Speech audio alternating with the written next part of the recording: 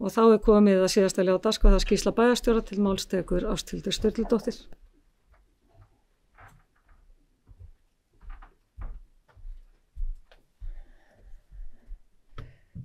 Forseti ágætu bæjarfulltrúar. Ég ætla að fara hérna stuttlega yfir verkefni síðastliðina 2 vikna. Miðvikudaginn 5. mars þá fundaði bæjarstjórn með þingmönnum kjördæmisins og var farið yfir helstu áherslumál okkar sem eru þó nokkur talsins. Það von mín að hér eftir sem hingað til verði samtali við þingmennina okkar opið og gott og samstarfið líka. Þingmenninir eru sannarlega okkar bandamenn í svo ótrúlega mörgum málum sem þarf að berjast fyrir. Ekki bara hérna heima í héraði, heldur líka á Alþingi og það vitum við öll. Þetta öflugur hópur og ég hlakka til að vinna með þeim.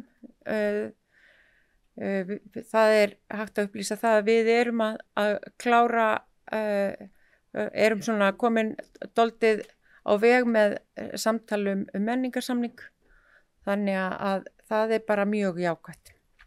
Í byrjun síðustu viku þá áttum við fund með Landsneti, sem sagt bæjarstjórn og bæjarstjóri, Blöndulínu. Það verður að segjast að þetta endalausa mál erfitt við að eiga en við þurfum að vanda alla ákvörðunartöku í því og eðlilega þá höfum við ákveðnar kröfur sem við viljum að Landsnet mæti. En aðilar eru auðvitað í samtali og þá að sjálfsögðu vonum að máli leysist.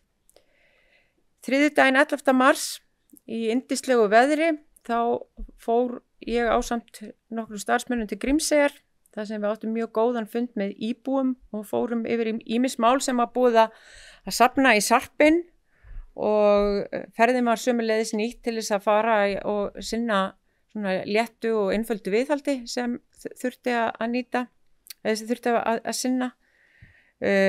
Þetta var í þriðja skipti sem við gerðum tilraun til þess að fara og loksins komust við í yndislegu veðri og við áttum góðan fund með íbúum.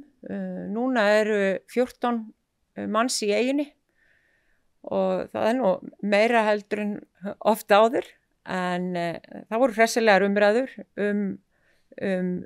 hagsmunamál eyjaskeggja og bara virkilega gott og gefandi samtal sem við áttum. Ég var síðan með opinn tíma á eftir og það voru nokkrir af þessum 14 sem nýttu þá stund til þess að eiga samtal við mig.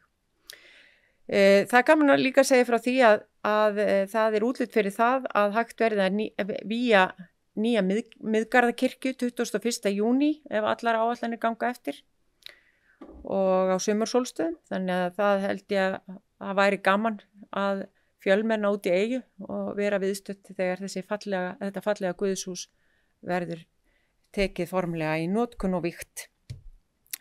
Mér langar líka að segja að mér finnst alltaf jafn gaman og gott að koma út í Grímsey og ræða við fólkið sem þar býr. Það alltaf ótrúlega góðar móttökur sem nú kannski sammert með eyjasamfélagunum okkar. Og það líka þannig að hver og einn með marga hatta og svona lítið samfélag og fámennt, þá þarf þú að vera með mörg hlutverk til þess að samfélagi gangi upp. Þú þarft að geta vigtað, þú þarft að geta mokað snjóinn, þú þarft að vera sundlaugavörður og sjá höfnina og það oftar en ekki og í þessu tilfelli ein manneskja til dæmis sem sér öll þessi verkefni. En það hugur í fólki og þau alltaf jafn jákvæð. Nú ég heiti bikarmeistarani í blaki karla og kvenna, farið þeim kök og blóm í tilefni af þessum árangri. Það virkilega gaman að sjá hversu kröftug blakstemningin hjá KF-fólki og ég segi bara aftur til hamingju öllsömmul með þennan titil. Og í morgun þá tók ég á móti fulltrúum Eimskips og svo fórum við á rúndinn, ég og forseti bæjarstjórnar með skipulagsstjóra og við fórum í Móahverfið og fórum hverfið og og fengum kynningu á stöðunni þar með verktakanum Guðmundi Hjálmari Guðmundsssyni og Tómasi Birni Haugsinni, okkar starfsmanni, og það mjög gaman að sjá ganginn sem þarna og hversu ótrúlega stórt þetta hverfi verður.